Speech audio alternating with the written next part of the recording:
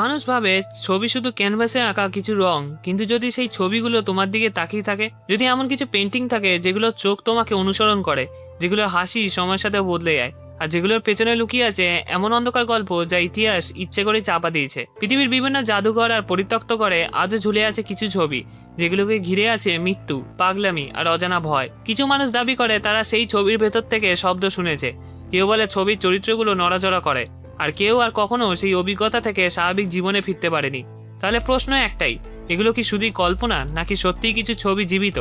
আজ আমরা খুঁজে দেখব পৃথিবীর সবচেয়ে রহস্যময় পেন্টিংগুলোর অজানা সত্য। Number 6, the anguished man. শুধু একটা চিত্রকর্ম নয়, বরং আধুনিক সময়ের অন্যতম ভয়ঙ্কর ও বিতর্কিত হন্টেড অবজেক্ট নামে পরিচিত। এই পেন্টিংটির মালিক সিন রবিনসন দাবি করেন ছবিটির পিছনে এমন এক অন্ধকার ইতিহাস লুকিয়ে আছে যা সাধারণ শিল্পের গণ্ডি অনেক আগেই পেরিয়ে গেছে। কথিত আছে এই চিত্রকর্মটির শিল্পী নিজের আত্মিক যন্ত্রণা, মানসিক অস্থিরতা, এমনকি নিজের রক্ত রঙের সঙ্গে মিশিয়ে এই ছবিটি আঁকেন। কেউ কেউ বিশ্বাস করেন এটি ছিল তার শেষ সৃষ্টি, কারণ ছবিটি শেষ করার কিছুদিন পরে তিনি আত্মহত্যা করেন। সেই থেকে অনেকে মনে করেন শিল্পীর আত্মার এক অংশ এই ক্যানভাসে বন্দী হয়ে আছে। শনের পরিবারের কাছে এই ছবিটি বহু বছর ধরে ছিল, কিন্তু তারা কখনো এটিকে প্রকাশ্যে আনেননি, কারণ তাদের দাবি এই পেন্টিংটি ঘরে থাকলেই অদ্ভুত সব ঘটনা ঘটতে শুরু করত। রাতের গভীরে শোনা যেত কান্নার শব্দ, যেন কেউ যন্ত্রণায় কাঁদছে। মাঝে মাঝে ঘরের কোণে বা দরজার পাশে ছায়ামূর্তি দেখা যেত, যা চোখ সরালেই অদৃশ্য হয়ে যেত। সবচেয়ে ভয়ঙ্কর বিষয় হলো যখন প্যারানর্মাল ইনভেস্টিগেটররা এই ছবিটি পরীক্ষা করতে আসে, তখন তাদের যন্ত্রপাতিতে অস্বাভাবিক রিডিং ধরা পড়ে। হঠাৎ তাপমাত্রা কমে যাওয়া, অদ্ভুত ইলেকট্রোম্যাগনেটিক পরিবর্তন, এমনকি কিছু ক্ষেত্রে অজানা উপস্থিতির ইঙ্গিত। শনের নিজের কথায় তিনি একসময় এতটাই ভীত হয়ে গিয়েছিলেন যে ছবিটি ঢেকে রাখতেন বা আলাদা ঘরে সরিয়ে রাখতেন। তবু সেই অদ্ভুত ঘটনাগুলো বন্ধ হয়নি। এইসব ঘটনার ভিডিও সাক্ষ্য ইন্টারনেটে ছড়িয়ে পড়ার পর দ্য অ্যাঙ্গুইশড ম্যান হয়ে ওঠে আধুনিক সময়ের সবচেয়ে আলোচিত ভৌতিক বস্তুগুলোর একটি। কেউ একে সত্যিকারের অভিশপ্ত বলে বিশ্বাস করে, আবার কেউ এটাকে নিছক মানসিক প্রভাব বা সাজানো ঘটনা বলে উড়িয়ে দেয়। কিন্তু একটি প্রশ্ন এখনো অমীমাংসিত রয়ে গেছে, যদি এটা শুধুই একটা ছবি হয়, তাহলে কেন এত মানুষ একই ধরনের ভয়ঙ্কর অভিজ্ঞতার কথা বলে? Number 5, the rain woman. নামটা শুনলেই একটা অদ্ভুত শীতলতা অনুভব হয়। বলা হয় এই রহস্যময় ছবিটি আঁকেন সেবেলটানা টেটলেস, কিন্তু সময়ের সাথে সাথে এটি শুধু একটা শিল্পকর্ম হিসেবেই থাকেনি, বরং একে ঘিরে জন্ম নিয়েছে ভয়ঙ্কর এক কিংবদন্তি। যারা এই ছবিটি কিনেছিল তাদের অনেকেই নাকি অল্প সময়ের মধ্যে অস্বাভাবিক মৃত্যুর শিকার হয়েছে, এমনও দাবি ছড়িয়ে পড়ে। কেউ কেউ বলেছে ছবিটি ঘরে আনার পর থেকেই তাদের জীবন বদলে যেতে শুরু করে। অকারণ দুঃখ, হঠাৎ করে গভীর বিষণ্ণতা, বুকের ভেতর অচেনা আতঙ্ক, যেন ছবির ভেতরে সেই নারীর চোখ তাদের দিকে তাকিয়ে আছে, কিছু বলতে চাইছে, কিন্তু সেই কথার অর্থ শুধুই অন্ধকার। অনেক মালিক এতটাই ভীত হয়ে পড়েছিল যে তারা কয়েকদিনের মধ্যে ছবিটি ফিরিয়ে দেয়। তাদের দাবি ছিল এই পেন্টিং শুধু একটা ছবি নয়, এটা যেন একটা উপস্থিতি, একটা অনুভূতি যা ধীরে ধীরে মানুষের মনকে গ্রাস করে। সময় গড়ানোর সঙ্গে সঙ্গে দ্য রেন ওম্যান শুধু একটা আর্টওয়ার্ক নয়, বরং এক ভয়ঙ্কর পরিচয়ে পরিচিত হতে থাকে। মৃত্যু ডেকে আনে এমন একটি ছবি। এটা কি সত্যি অভিশপ্ত, নাকি মানুষের ভয় আর কল্পনার তৈরি গল্প? কিন্তু একটাই প্রশ্ন থেকে যায়, কেন এত মানুষ একই ধরনের অভিজ্ঞতার কথা বলছে? Number 4, Edward Munch. এর আঁকা ডেড মাদার শুধু একটা চিত্রকর্ম নয়, এটি এক ধরনের মানসিক আতঙ্কের প্রতিচ্ছবি, যা শিল্পীর ব্যক্তিগত ট্র্যাজেডির গভীর থেকে উঠে এসেছে। ছোটবেলাতেই মাঞ্চ তার মাকে হারিয়েছিলেন, আর সেই শোক, সেই শূন্যতা এই ছবির প্রতিটি রং, প্রতিটি মুখের অভিব্যক্তিতে জমাট বেঁধে আছে। ছবিটিতে দেখা যায় একটি মৃত মায়ের নিতদেহ বিছানায় পড়ে আছে, আর সামনে দাঁড়িয়ে থাকা একটা ছোট্ট মেয়ে, সম্ভবত তারই সন্তান, দুই কান চেপে ধরে আছে, যেন সেই বাস্তবতাকে সহ্য করতে পারছে না। কিন্তু এই শিশুর মুখটাই সবচেয়ে অস্বস্তিকর। অনেক দর্শক দাবি করেছেন ছবিটির দিকে বারবার তাকালে শিশুটির মুখের অভিব্যক্তি যেন ধীরে ধীরে বদলে যায়, আরও বিকৃত, আরও আতঙ্কজনক হয়ে ওঠে। এই অনুভূতিটাই শুধুমাত্র কল্পনা নয়, বরং গভীর মনস্তাত্ত্বিক প্রতিক্রিয়া, কারণ ছবিটি এমনভাবে আঁকা যেখানে শোক, ভয় এবং একাকিত্ব একসাথে মিশে গিয়ে দর্শকের মনের উপর চাপ সৃষ্টি করে। অনেকেই বলেছেন ছবিটির সামনে দাঁড়িয়ে থাকলে এক ধরনের অদ্ভুত অস্বস্তি, বুক ধড়ফড় করা, এমনকি ব্যাখ্যা করা যায় না এমন ভয় অনুভূত হয়। মাঞ্চ আসলে শুধু একটা দৃশ্য আঁকেনি, তিনি এঁকেছেন একটা অনুভূতি, একটা ট্রমা, যা সময়ের সাথে সাথে দর্শকের মনেও প্রবেশ করে।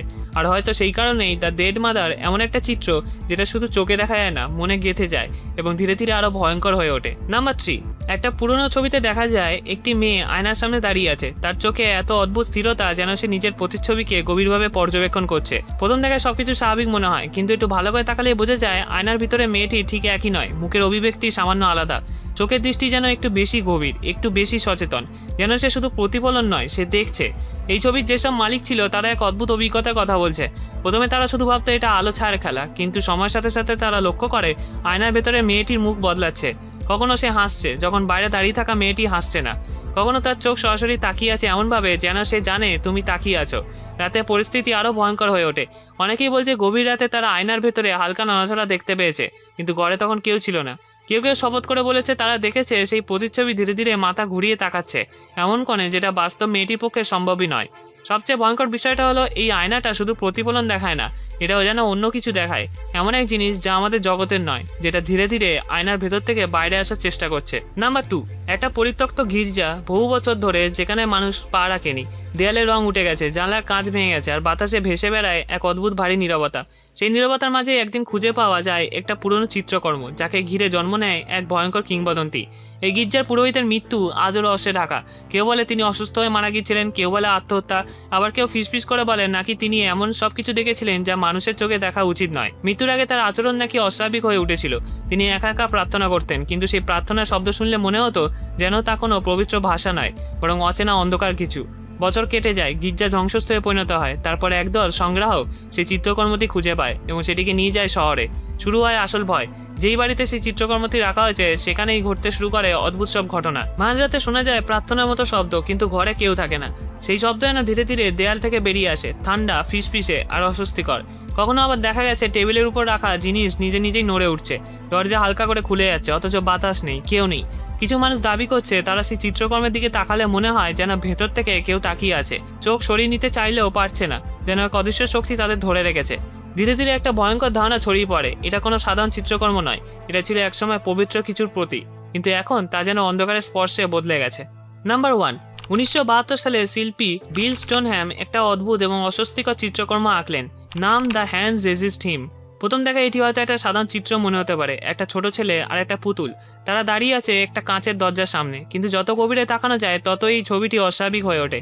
ছেলেটির মুখে কোনো আবেগ নেই, না ভয় না কোনো আনন্দ, সে যেন কোনো অজানা জগতের দিকে তাকিয়ে আছে। তার পাশে থাকা পুতুলটি মানুষের মতো হলেও তার চোখ শূন্য, প্রাণহীন।